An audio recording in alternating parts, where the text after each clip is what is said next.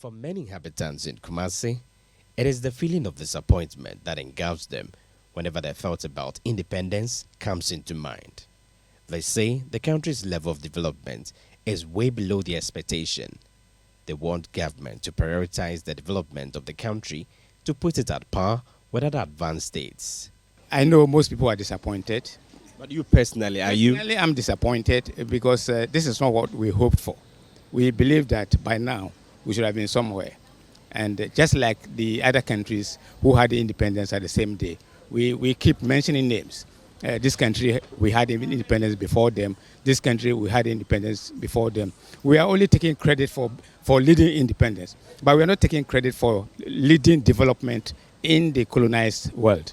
So I believe as we celebrate, we begin to reflect on our expectation before independence and then work hard to get what we thought we'd be able to achieve. Some of us are of the opinion that the monies or whatever that we use to celebrate our independence should be channeled to other things, because there's so much waste in the system.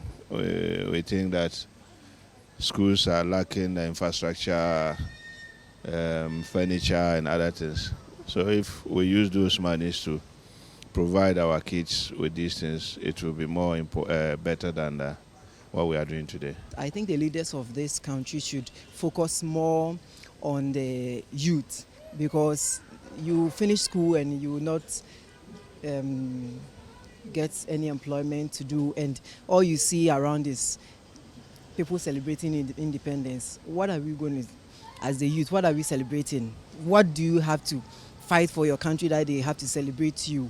That's what I think the government of Ghana should really take into consideration in terms of celebration the 66th Independence Day celebration.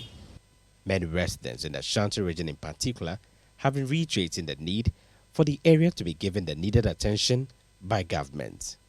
With government yet to commence the construction of the Swami Interchange project, for instance, the residents accused government of neglect, as they wanted to consider the development of the region as a major priority. However, speaking at this year's Independence Day celebration in the Ashanti region, the regional minister, Samuel Semensa, says the area has received its fair share of the national cake. Irrespective of the economic challenges in the country, the Ashanti region has received an appreciable number of development projects since 2017.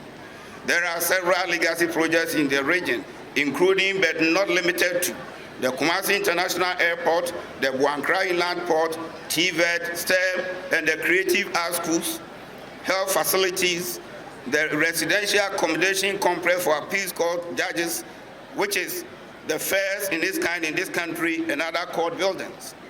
Paramedics training school, the greenhouse village, the local government training school, various roads projects, the KJTR Central Market Phase 2 project, and many others.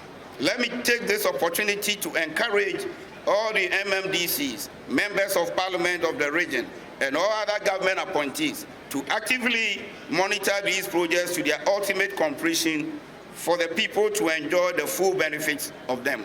Some residents in Kumasi are of the view that once government comes up with a lot of developmental projects and also focuses on developing the country to the extent that it's at par with other parts of the world, they'll be proud of it, and celebrating Independence Day will be something that they will cherish.